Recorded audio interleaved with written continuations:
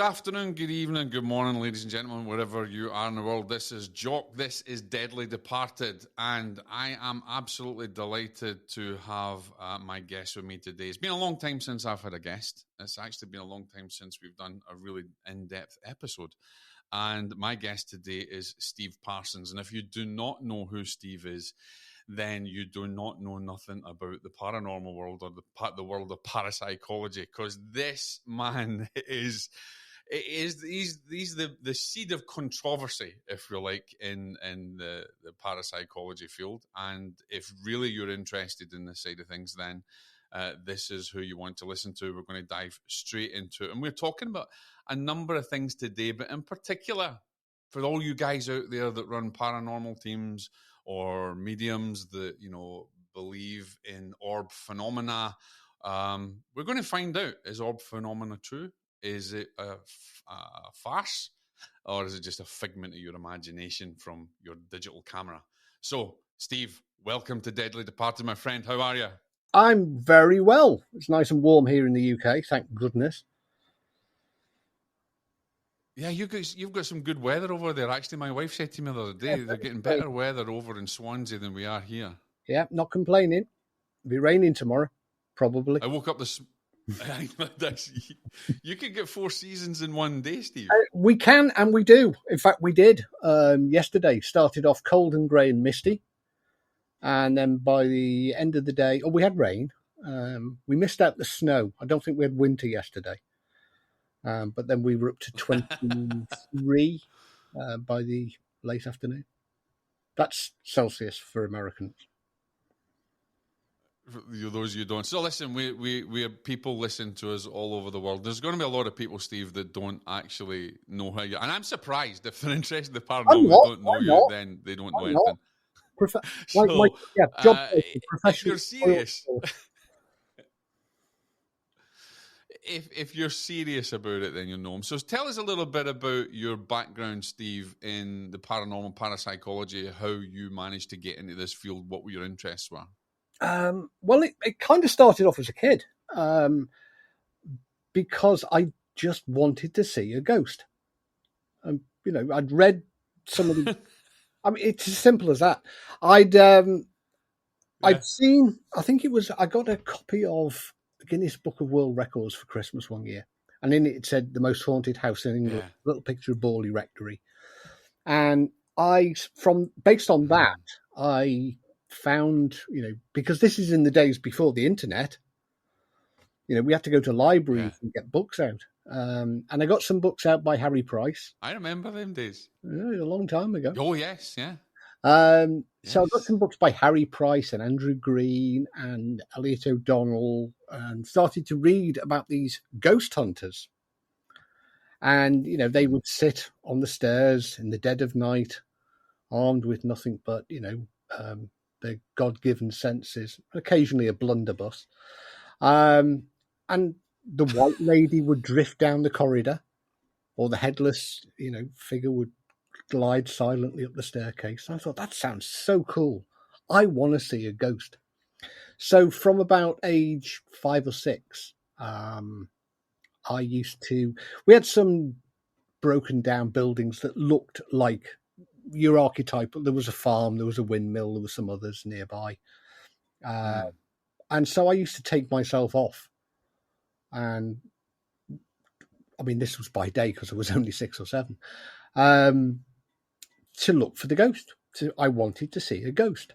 And that's how it started. And gradually, the realization that it wasn't quite as straightforward as that. And, you know, it's not like you see on television now where you just turn up for a few hours and there are demons and ghosts and poltergeists and all manner of stuff appearing to order. I had to wait a long time before I encountered my first spook. And so gradually, you know, I love technology. You know, who doesn't?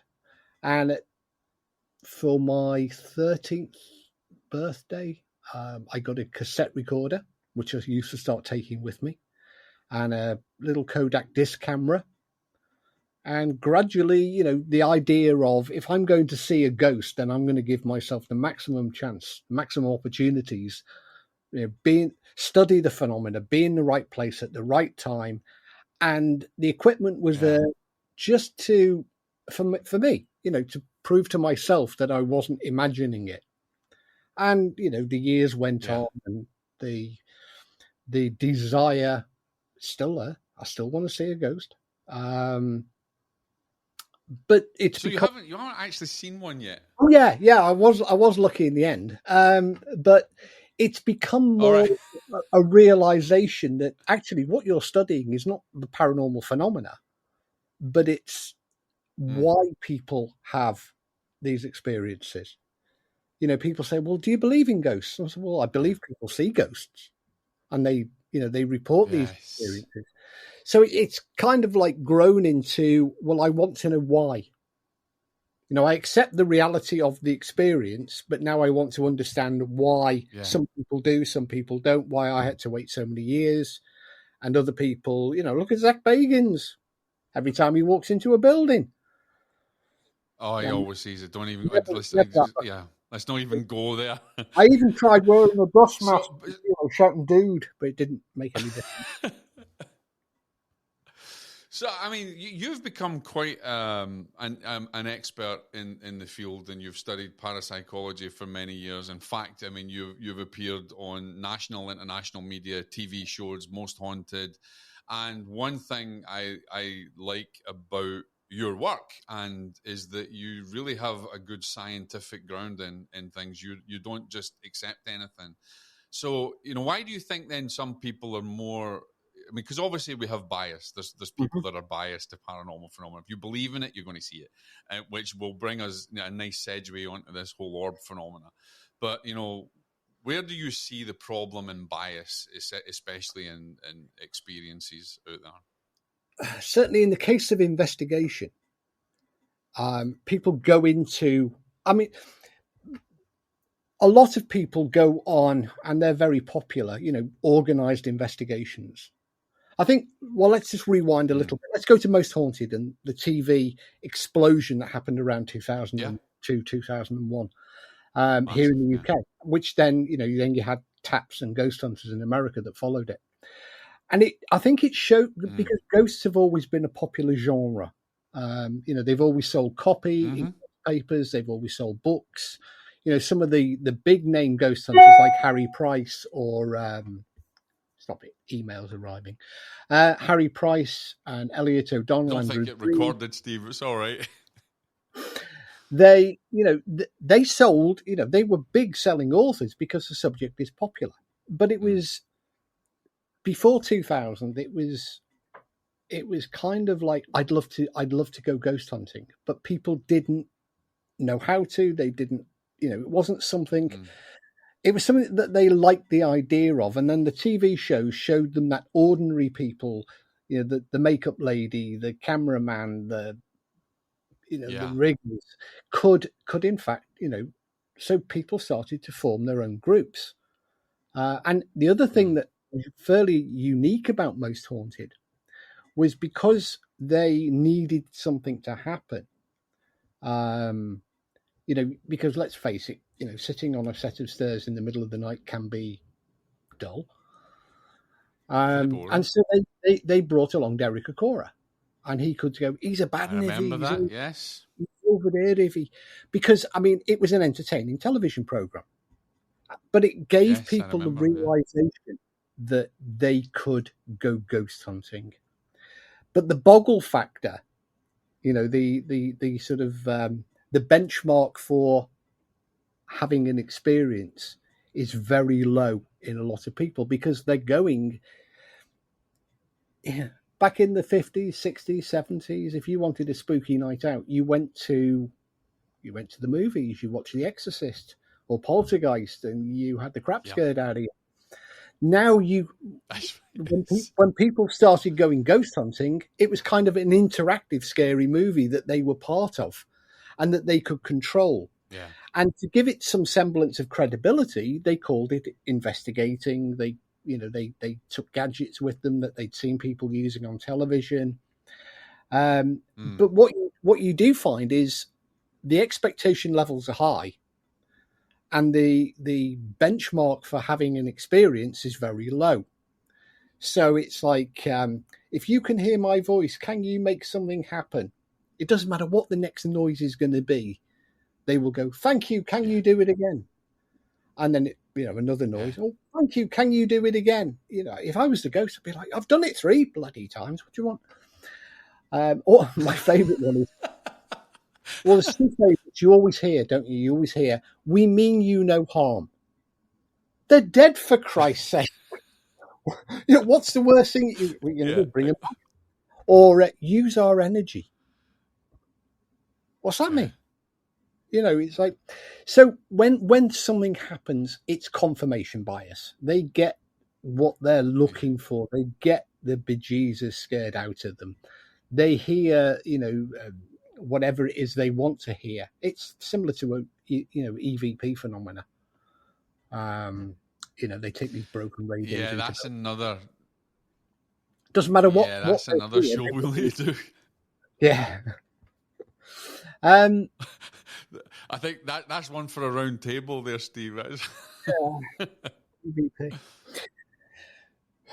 Guaranteed. So let me jump on this, because you've had a lot of experience with the TV and people, and obviously with their bias and things, and one of the reasons that you and I kind of got together is you wrote a paper for Paranthropology, which is a great periodical, and I loved it. I loved that you actually wrote about how orbs, how you can actually prove definitively the orbs are not true. And I want to kind of jump into this as we're talking about most haunted and everything else, because I remember, and certainly in my work in afterlife research and mediumship, I got a little bit hated because I kind of went, well, the reality is that the orbs are not real phenomena, and unless there's real intelligence behind them and there is a pattern to that intelligence and interaction, then you can't actually say it.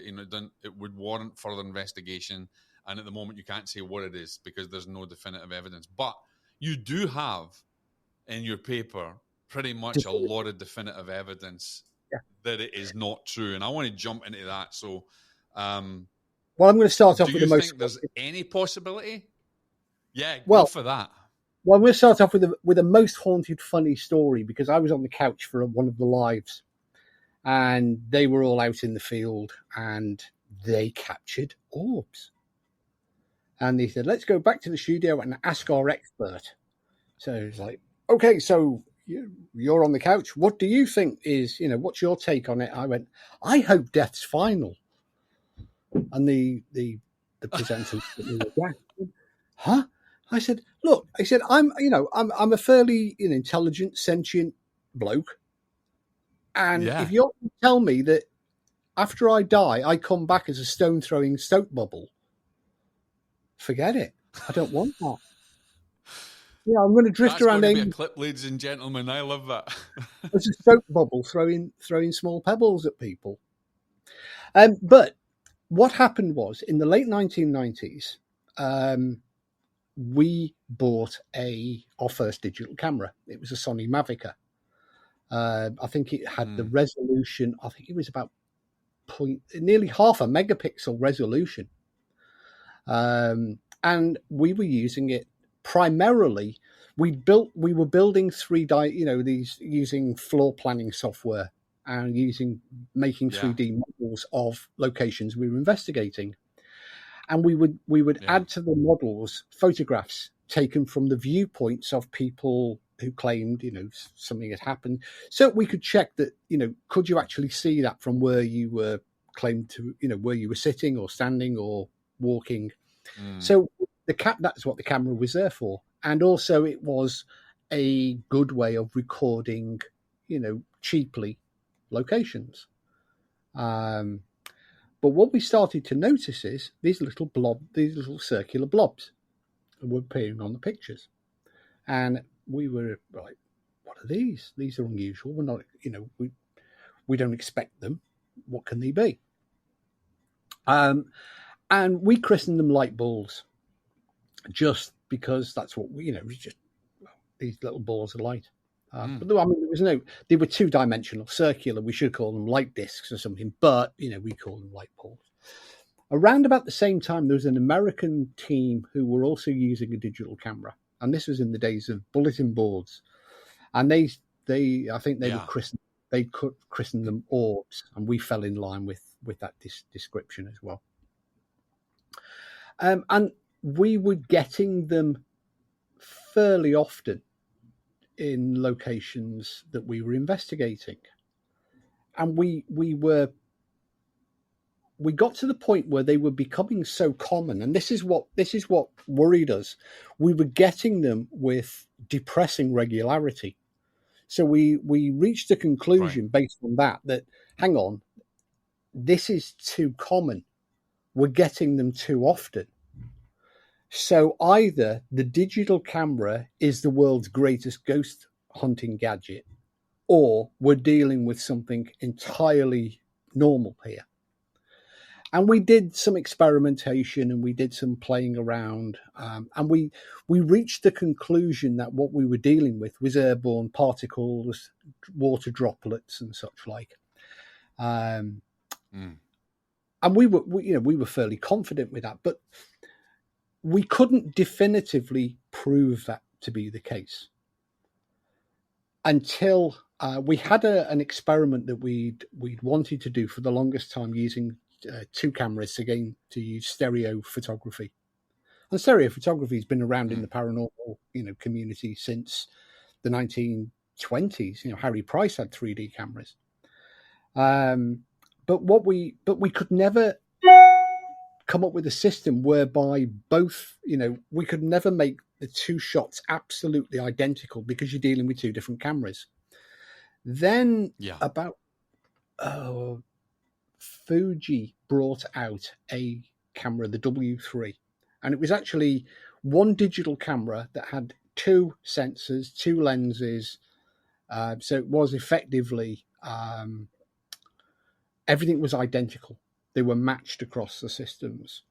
And later, Panasonic brought out a version of it as well. This is when 3D was all the rage. But for the first time, it allowed us to. We saw this camera promoted. We said, we've got to have one of them. I wrote to Fuji. Wasn't imported into the UK at the time, but we begged and pleaded, and we got one imported early from Japan. And we started. What we decided upon was a series of experiments to use it in exactly the same way that all of the people capturing orbs on their images would do.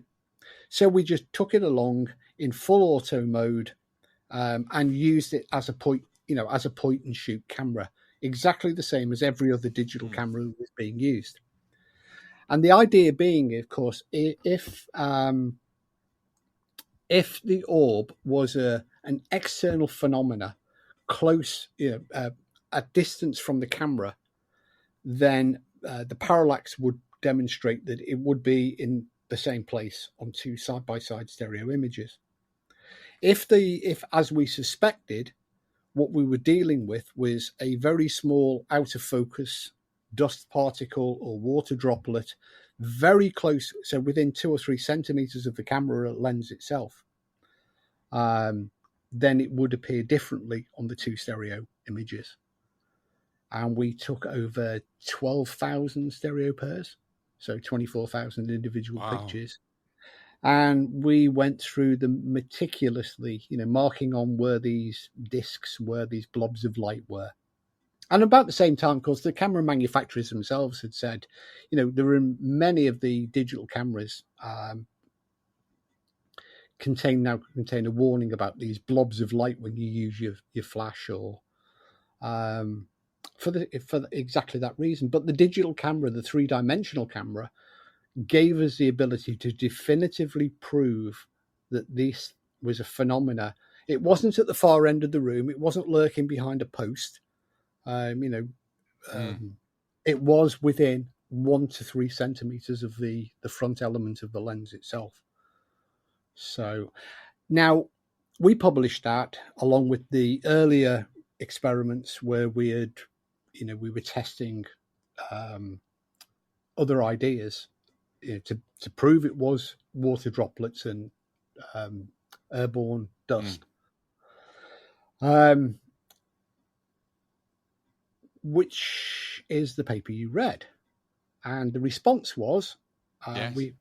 I had an email within about 3 days of publication from a nice gentleman who said, fascinating paper, I fully agree with everything you say. But are you aware that in picture number 23 in the submission that was, because there was a load of pictures included in the electronic version of the paper, there is a face, which just proves that you can never, ever, ever shake anybody's ability. Now, what we've always made clear I always put that down to pareidolia, though, Steve. No, it was a real face. I joked. It was a real face. I was saying, yeah, you're just pulling my leg now. I forgot what I was going to say then. That's gone. No, he said he got in touch. He said there was a real face in he was number convinced 26, 28. But what I've always made clear is we were testing the phenomena of the orb as an artifact of digital photography. And the reason it appears on digital cameras is because digital cameras are very small, very compact. The lens and the distance between the lens and the flash element is very small. So you get a far higher potential for bounce back. So it bounces, the light flashes off the camera, hits the dust and comes straight back down the lens aperture. So, you don't get this with DSLRs where the flash is mounted atop the camera where you increase that distance, or it's much rarer. You get it a lot on infrared night vision, of course, because on night vision CCTV cameras or video cameras, the infrared LEDs are not often located around the lens or almost coaxial with the lens. Yes. So you get a very high return, reflection return rate. But we always made the point that that's what we were looking at. The experiment was only ever to test the idea of whether the digital camera was capturing something paranormal or something normal. And we always emphasized that for hundreds of years, long predating photography in any form, there were reports of balls of light. Over here in Wales, we have the corpse candle, Canoli Corff, and you have will-o'-the-wisp and jack-o'-lanterns. Now, they may be similar, but they're a completely different phenomena. So to say that, the paper was dismissing all light phenomena, all, these balls of lights like corpse candles and jack-o'-lanterns, will-o'-the-wisps, is erroneous, because we were dealing with their appearance on small form digital cameras. Why do you think, Steve, that in the, I don't want to say a new age community, but spiritual community, even in mediums community, mediumship, afterlife research, that they have basically attached themselves to the reality of these orbs being spirit phenomena? Now, I understand, I've witnessed light phenomena, but this is ridiculous half the time. I mean, it is pure belief. They want to have something definitive to show for their efforts, to show, and there have been, there are innumerable books, Ascension Through Orbs, and others that have been written about how they've looked at orbs and analyzed orbs and considered, the different color orbs represent different energetic beings or, angelic beings. It's all, in my opinion, it's all desire. It's not make believe. It's deeper than that, because to a lot of people, to a lot of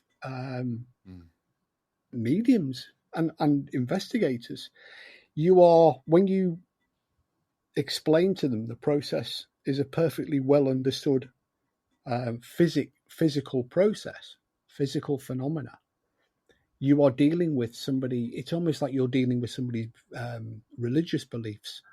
These are very deep set beliefs, and if people genuinely, believe that,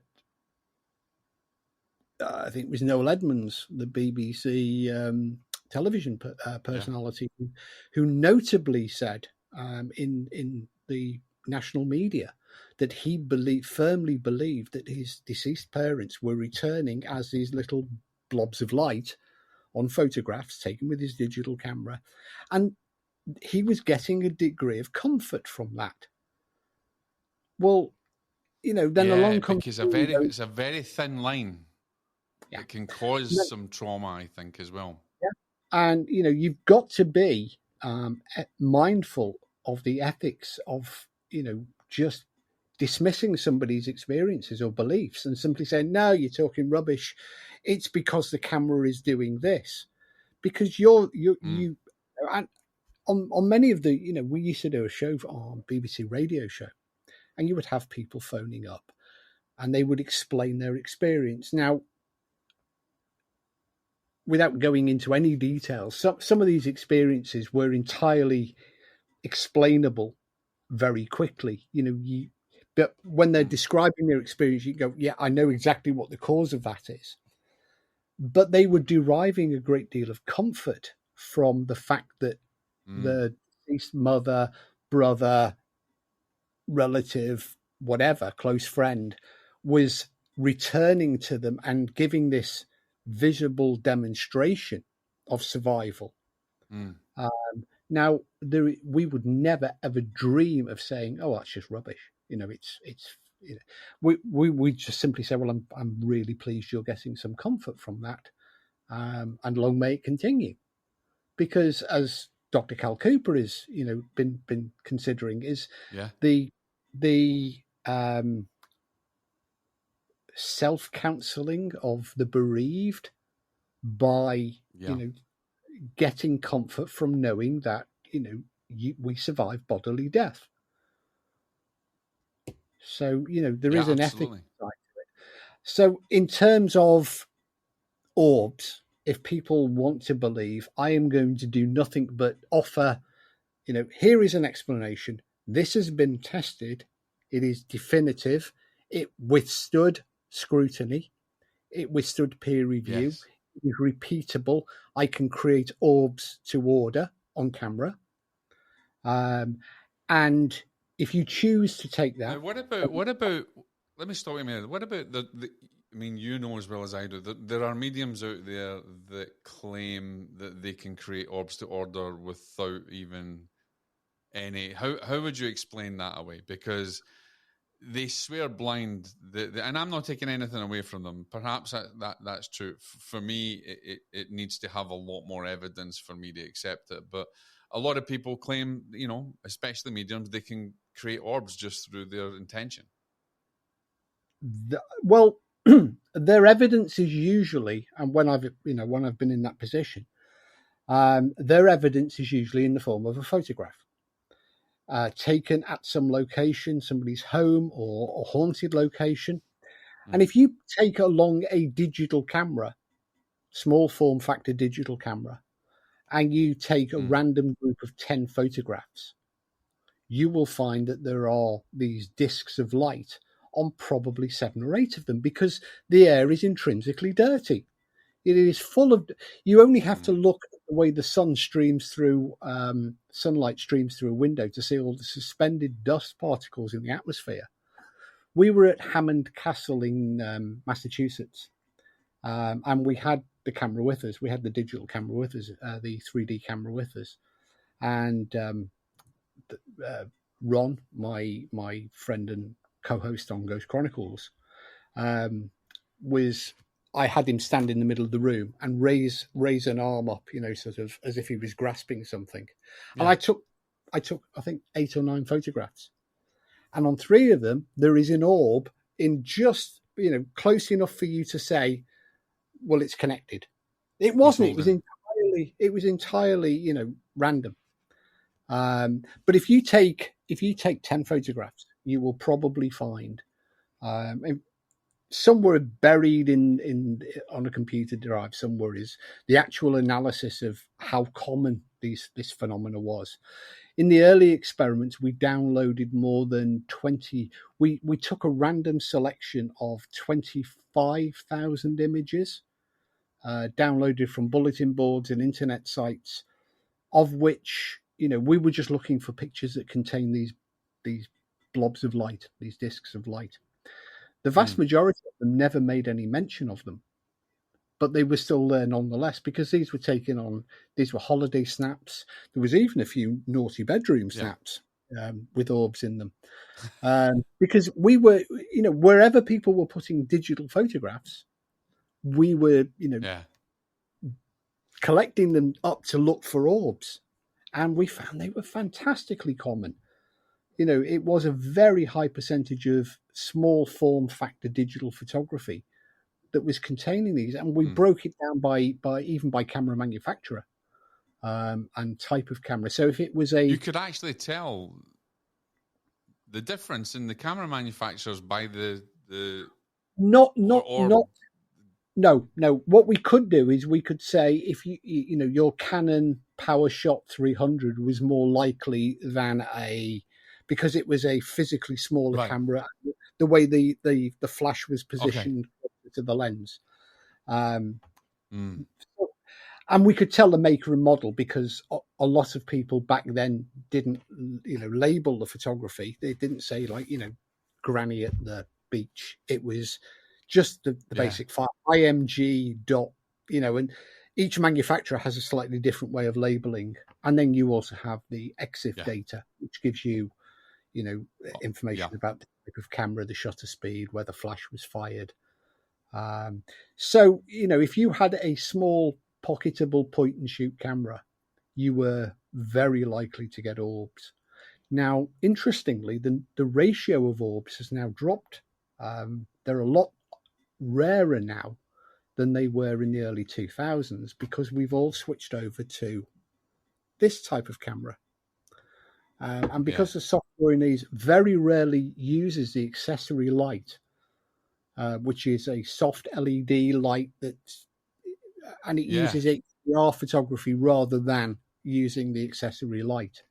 So the number of orbs is actually decreasing in digital photography, because we're now using the smartphones rather than the little pocket point and shoot digital cameras of 15 years ago, the 4 megapixel power shots and wherever else they were. But I want to go jump back to the whole idea of people believing, or people who've lost loved ones believing in orbs, and obviously we don't want to upset them. But do you also think that there's that maybe there's more of a danger in them putting their whole faith and trust in an orb phenomena for comfort, especially if you're dealing with someone who's perhaps, going into the realms of prolonged grief disorder or some kind of even borderline psychosis? Because I would get that they're not always going to get these orbs. Now, I know I do a lot of grief counseling. I run a grief community, I run a grief group, and I always try to educate in the right way and say, look, should you think that that's an orb, then we're looking for extra phenomena. We're looking for a pattern. We're looking for evidence. We're looking for this, that, and the next thing. Because I've also witnessed, Steve, that people then that, believe in it and put their faith in it and they get comfort from it, there's going to come a time where that's not as readily available. That it stops. Like they change their phone, they're not got this thing. And then they're borderline. They're really going into experiencing more trauma and more grief because they're not getting it back. I mean, that's part of being human. Some people will cling on to ideas that give them comfort for longer than is. They don't go through the grieving process. They don't complete the grieving process, because there are several, there are multiple stages of the grieving process. And I think to come through the grieving process, you have to pass through all of the stages. But we all know, and in my nursing career, I met many people who never, for for whatever reason, completed the grieving process. And I think the takeaway from that is if people are locked into the grieving process and becoming over reliant on going to mediums or photography or whatever it is that's giving them comfort, to the point where it becomes they can't function without that input any longer, then that's where you need grief counseling, you need psychological intervention, you need to help them move forward with their lives. And it would be disingenuous and unethical to allow them to, in nursing we used to say, in psychiatry we used to say, never feed the delusion. Okay, I get that. And there comes a point where you have to break that cycle. And in a way, the paper offering them, have a read of this, here is a different perspective, is, that's I can't go any further. I don't have, but I've referred people to bereavement counselling. I've referred people to psychological help, because as I have my areas of expertise, and I don't pretend to stray into areas where I have no expertise. That would be unethical and immoral of me. I'm not a psychologist. I'm a physicist and an engineer, and I have medical qualifications. I don't have qualifications in bereavement counselling or psychology. But I know people that have, and I know when, and I think all investigators should be that responsible. But what you see is investigators who, one minute they're a scientist with, a gadget, and the next minute they're offering to perform an exorcism. And then the next minute they're offering a whole range of, and I find that every investigator is a medium as well. Most of them are, especially out here in America, they're paranormal investigators, they're mediums, they're experts in technology and everything else. And disturbing for me is the move from, because it did, the same here in the UK. You have these pseudo-scientific mediums who they know all the lines, and they always say, well, as a skeptical medium, I'm. But then they've moved into exorcism and clearance and areas that, you have to wonder what on earth they're doing, apart from, self-aggrandizement. Their ego, they're massaging their own egos, with these quasi-religious rituals and clearances. And I've encountered it many times in the real world, not just in the media, where some well-meaning, and they the mediums usually are well-meaning. They're normally is they believe in themselves because they've probably deluded themselves. That sprinkling salt around a place and waving various herbs and spices after setting fire to them, smudging and all sorts of other things. I mean, if you want to sprinkle salt around, it's great if you've got an infestation of slugs. And I have to be honest, in my book Deadly Departed, I do talk about exorcisms and things like that from a historical point of view, but I do make very clear that woo-woo sticks are not going to get away if there is any potential and scientifically verified. It's not going to happen. If I mean, there are parapsychologists who advocate exorcism as being a helpful recourse in some situations. Yeah. In some poltergeist cases, for example, exorcism has proved helpful. But the experts in exorcism are the churches. They are not some bloke, who lives around the corner, who's got himself a dog collar, some, herbs and spices, and starts flinging stuff around in your house and chanting in gibberish Latin. I've heard them. I've heard an exorcist actually say in the name of the Holy Book and the Necronomicon. Now, I didn't realize Lovecraft had written, such sorry, something just fell over. Such a significant book in the Necronomicon. They might as well have said in the name of Harry Potter. But you see it on television now. You see this sort of mumbo jumbo, sort of pseudo Latin. There's a lot of it. There is a lot of it, and I'm not telling people, if they believe in it and it gives them comfort and they're a responsible adult and they want to employ this person to burn garden herbs and sprinkle salt around. If it gives them comfort and satisfaction, then so be it. There is the placebo effect after all. But empirically, it doesn't work unless you have an infestation of slugs. And then sprinkling salt around is incredibly effective. We'll get rid of them. I'll get rid of demons. I'm a big believer anyway that there's no tools out there going to do it. And at the end of the day, if there was a serious problem, then it's only ever going to come down to prayer and spiritual, awareness at the end of the day anyway. If people want, I've been in cases where people say, effectively they are demanding and nothing will satisfy them short of an exorcism. Well, in that case, then I will act as a bridge between them and one of the appropriate religion's deliverance ministers, and they will have their own processes. They will have, they have psychologists and psychiatrists and medical practitioners, all of which, if you go to the Catholic Church and say, "Hey, I want an exorcism," after the problem they had with the German exorcism of Anneliese Michel, Anneliese Michel, they are now, Anneliese Michel. They will do an exorcism eventually if they decide it's passed all of their criteria.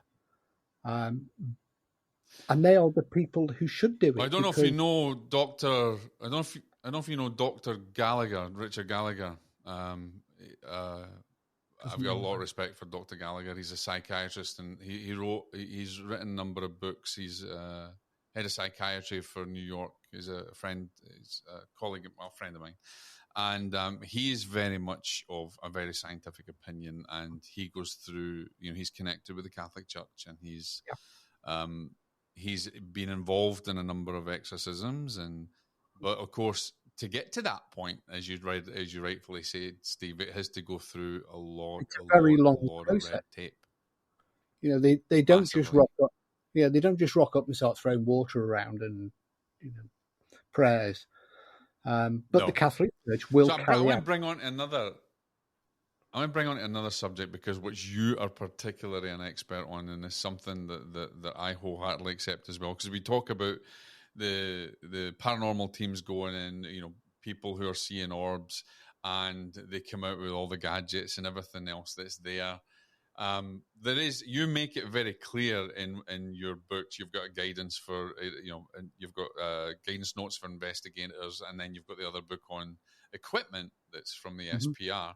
That there is no equipment out there. So whether it's an orb or anything else here, there's no equipment out there that can actually measure or detect ghosts. If only there was. The holy grail for investigators. Something, think back to the digital camera, when it was producing these blobs of light. It was like, oh my God, perhaps we do have that holy grail piece of equipment. But no. And, people have been using it. The first SPR investigation, or the first investigation that's documented using equipment, is 1898 or 1899, and that's B House. And the investigators, who people can look up the story for themselves, but they decided that there was some noise phenomena which they thought may have been attributable to seismic activity. Was one of the ideas they were exploring.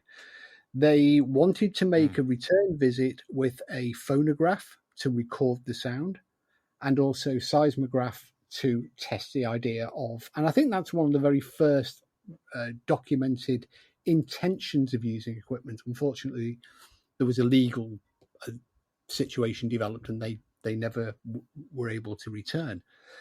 But if you look at I think the first screen portrayal is probably Ghostbusters and the gadgets that they were using in the movie Ghostbusters. And then, of course, that created an industry. Yeah. We've all got a PKE meter somewhere. But if you also look at the movie Poltergeist, that's that fantastic scene where the army of spirits come down the stairs and the camera pans down and follows them down the stairs. What it's doing, it's locking this idea that equipment and technology is a route into understanding the phenomena. In reality, we don't have a single piece of equipment. We're 120 something years on from that Bee House investigation, and there is still not a single solitary piece of equipment that can prove or disprove the existence of ghosts, spirits, poltergeists, the Loch Ness Monster, or Yetis.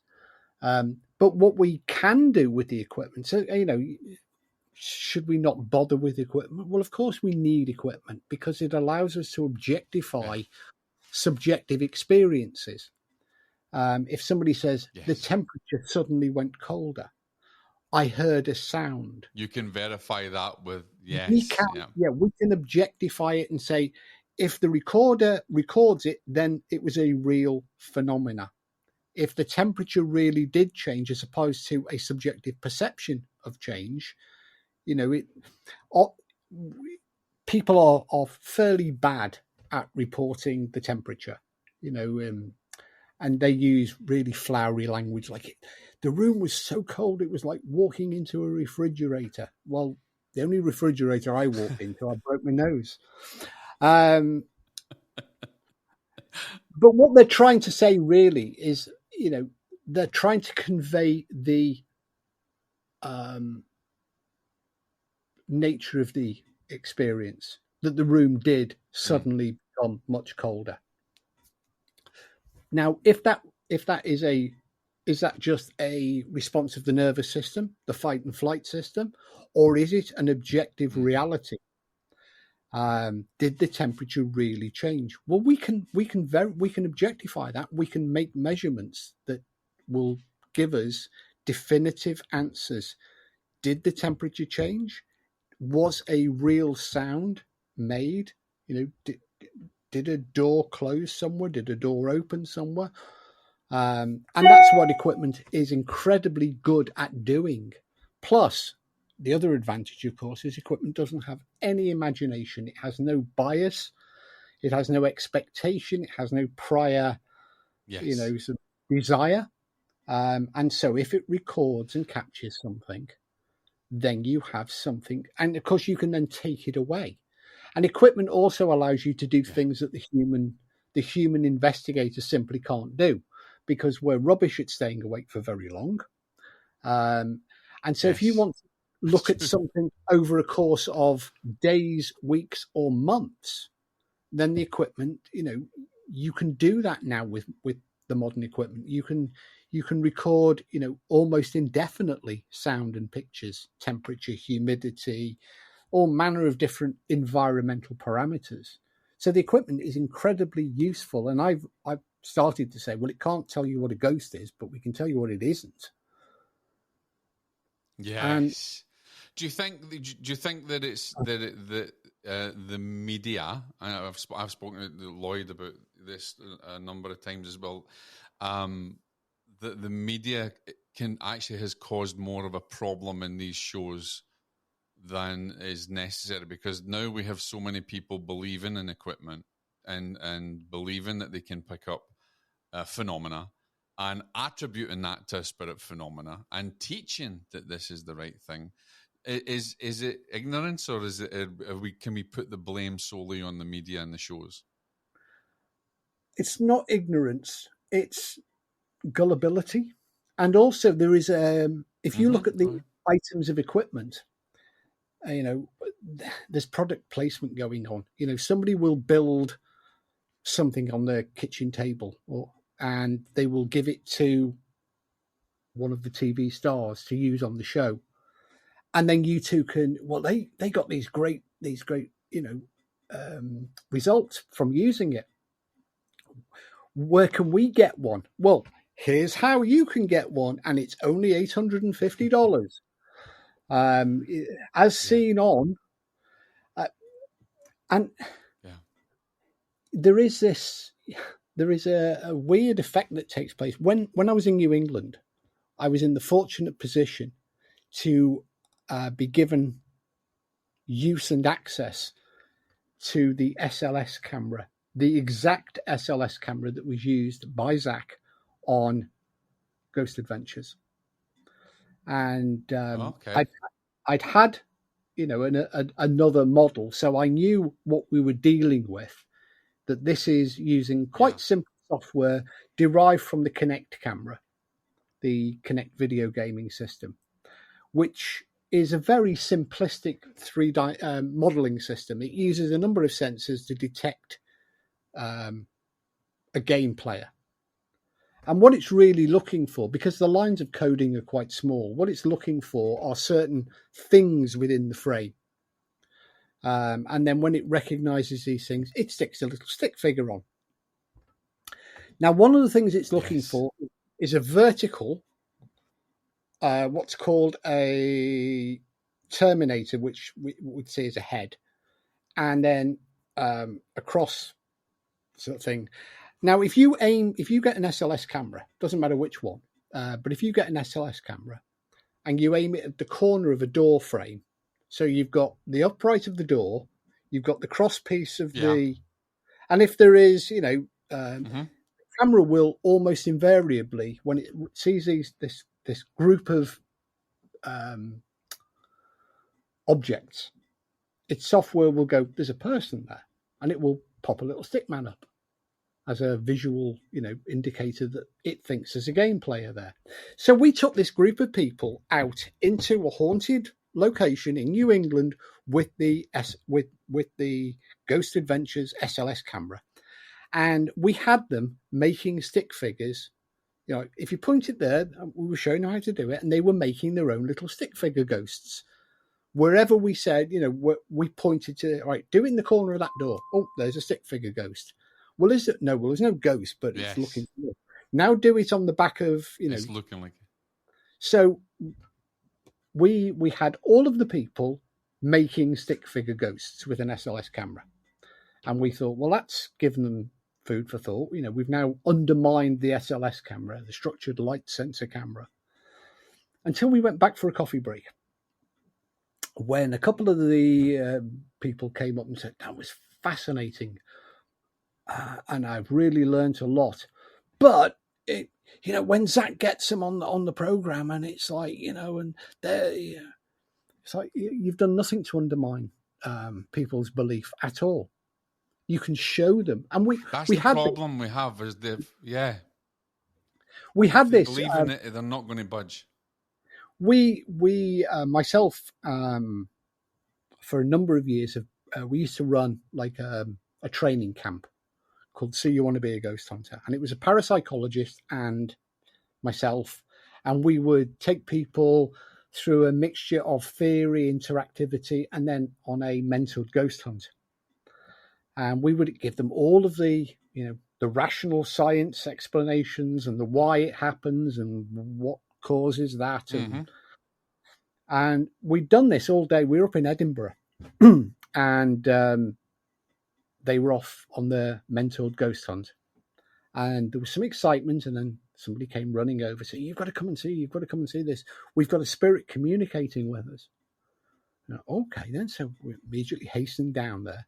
Awesome. And they pointed to, they had a video camera on a tripod. And they said, whenever they asked a question, there was a red flickering light that was flickering in response to their questions. So we took a closer look at it.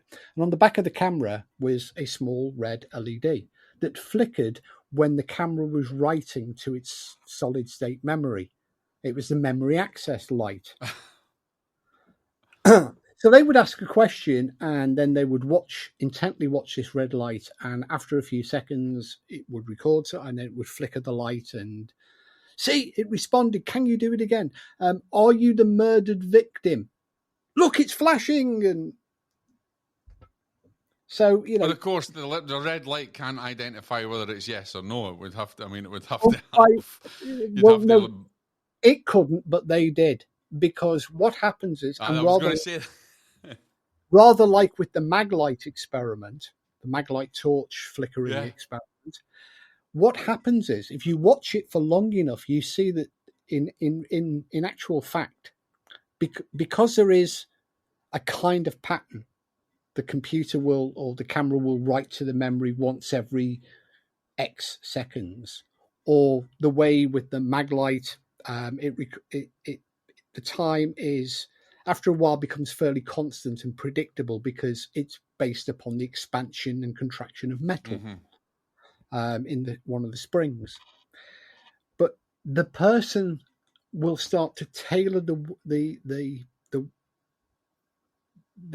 speed at which, or the gaps in between the questions, so that it will be fairly scattergun and random at the start, but they gradually use the stimulus of the light or whatever they're working, and they slow down the rate of the questions, or they leave a pause for the spirit to answer. Well, what they're really doing, the light has trained them. It's okay. You actually see it, if you're boring and stand there watching, you'll see this effect as they change their response to the stimulus. So they're bringing it upon themselves. They're actually making it fit. Yeah, in any way they can. Rather than it reacting to them, they are reacting to it. Reacting to it. And so you get this, by the end of maybe 5, 10 minutes, you get quite a correlation starting to develop. See, every time I ask a question, the light flickers. Well, it does now, but it wasn't 5 minutes ago, was it? It was fairly random. Well, the spirit's got to learn how to use the equipment. Right. Because people rationalize. Before we finish off, Steve, before we finish off, because we're coming up then, I want to ask you something, because obviously you're finding probably a 90% or 99% of everything that you've done, you've been able to correlate a natural explanation to it, and you help people to understand that. But have you ever been in your career? Have you ever experienced phenomena where you're like, okay, well, wait a minute, I don't have a natural explanation for that? Yeah. And if people think for 1 minute that I'm, a hard-nosed, cynical skeptic, you're wrong. Because you're not. You're not, because you cannot spend the length of time that I've spent in some notable haunted locations where, I don't know if we're allowed to swear, but weird shit happens. And despite... You can swear, Steve. I was going to say weird shit happens. And it's... I can count on the fingers of one hand the number of times in the past 50 years that's happened to me. But that, I think, is... I find that reassuring that it is so infrequent. Not as a sort of... Not to massage my ego to say, oh, you can poo-poo the rest. But what we're dealing with is something that is, almost by definition, rare. But when it happens, boy, do you know. It is very rare. People make it think that it's so normal that it's there. I mean, I remember, I think, chatting to Lloyd, who, I have a very great respect for Lloyd Auerbach. But, one of the things that we had mentioned, or I think I actually might have been taking one of his classes on Rhine, and that we always expect phenomena to happen at night when it's quiet, but it can happen during, and that, it doesn't have to be that. It has to be during the day or anything. It usually when what is the biggest thing for you, Steve? What's the big thing that you're waiting on? What would make your career just the golden egg? Another crack at the Enfield case or something similar. God, that's another episode. Because I think there are lots of memorable occasions where an explanation, you go, yeah, I'd love to, that's brilliant. Or very occasionally you are left completely mind blown by what's just happened. Yes. But there are some landmark cases that I think I'm now in a position where I would like to tackle something as big as Enfield. The trouble is, I don't believe that would ever happen because we now live in a world where there are, in the UK, there's a little over 1,000 paranormal teams. And whereas in the past, they would go to the Society for Psychical Research or one of the other key organizations. Now, you know, it just gets trampled underfoot by well-intentioned amateur investigators. And I want to end this segment, if I may, by saying that in many fields of science, archaeology, astronomy, and others, some of the greatest discoveries have always been made by well-intentioned amateurs. And I genuinely believe that paranormal investigators are in the right place at the right time with the right sort of equipment and could produce genuinely challenging, that could then go to some of these skeptical parapsychologists and say, look, stick that in your pipe and smoke it. Give me an answer to that. The problem is the investigators themselves need to seriously up the game and the quality of the data that they're gathering, because that's why they're not being taken seriously. And I hope my contribution in writing the guidance notes and ghostology and what I do by way of hopefully educating is to say, please go off and investigate haunted houses, but just take a little more care, be a little more thorough, be a little bit more critical, and you will find, you will be able to take your data, Steve, and make a psychologist's life a misery. Sorry, you broke up there. You actually stopped dead. But so what were you saying there? I got you from what you wanted to say. It's a plea. You go ghost hunting. Take your gadgets and your pieces of equipment, but use them critically and in a considered way. Yes. And you will eventually get that piece of evidence that you can take to Chris French, Richard Wiseman, one of the other skeptics, and say, stick that in your pipe and smoke it. Give me an answer to that one. That's brilliant. That's brilliant. Actually, it reminds me of a. That's my aim, to try to get the paranormal community to say, you're there, you're in the haunted buildings, you're in the right place, you're at the right time, you've got the right equipment. Stop messing about. Now, Steve, do you have? I think if I'm right, you've got a. I don't know if you're still running it, but you've got a course that you teach people as well. It's called Ghostology, and the next one is in the Republic of Ireland in September, and it's awesome. derived. So we'll get the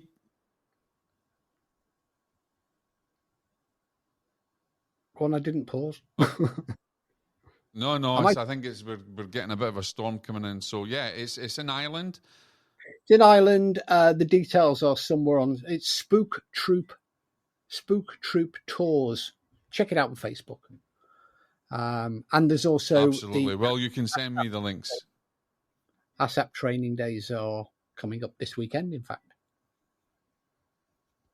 Awesome. Well, Steve, I want to thank you for being on, for joining me. I hope this is not the last time. I've thoroughly enjoyed it, and there are many topics yet to even, we've only scratched the surface. Oh yeah. You'll be back on. In fact, actually, I was talking to Lloyd yesterday, and Lloyd and I were talking about we're going to definitely get you on this round table, ladies and gentlemen. We'll have a round table coming up with a number of experts where we'll be taking a subject matter and looking at it from a belief point of view, from a bias point of view, from a scientific point of view, and all other angles so that we can really get good education out there. If you are a person who's interested in parapsychology, not in your ghost hunt in any way, then connect with Steve, follow Steve's work, get the book, join the SPR. The guidance notes for investigators is awesome. If anybody's interested in setting up their own team, then really start with that book. And if there'll be notes in the show notes. If you're watching this on YouTube, then down in the link you'll have details to any Steve's education courses and books. He's written a number of books as well. This is not the last time you'll hear from it. And also, if you're, can I give one final plug? Save. Go for it. Plug away. Coming soon to the SPR's website, and you don't have to be a member, are what are called quick guides. So if you want the very basic, boiled down essentials of equipment, techniques, methods, these quick guides will be available within the next few weeks on the SPR's website, absolutely free of charge. Download the PDFs, print them out. Brilliant. So, guys, you will get a link to that in our magazine as well. In Paranormal Daily News, we will actually promote those guides for the SPR. And if you are interested and you want to join the SPR, we'll get a link in the show notes as well, a link to anything that Steve is doing. Ladies and gentlemen, from my point of view, I am a medium. I've worked over 2 decades in this field, and I used to be the guy that believed in orbs and believed in every bit of phenomena. But if you really want to be professional, if you really want to make a difference, then learn the science, develop your spirit, and learn and balance everything out, and always look for explanations, and do not just accept anything as real, as true, and as what everybody thinks is out there. I am delighted to have Steve on. This will not be the last. I thoroughly enjoyed this. I've learned loads, and I will link also that paper to the orb phenomena, or to his orb paper. If you've got any questions, you want to ask Steve anything, then send it into the magazine, paranormaldailynews.com, and we will put that towards him. We'll ask him those questions, and educate yourself, guys. Remember that you've got a responsibility out there. And if someone's asking you to go to a potential haunted home and it's not just a place, remember that families are there and they're suffering. And don't just go in all guns blazing and looking for demons, looking for ghosts, and using every tool that you can imagine. You can leave a trail of destruction.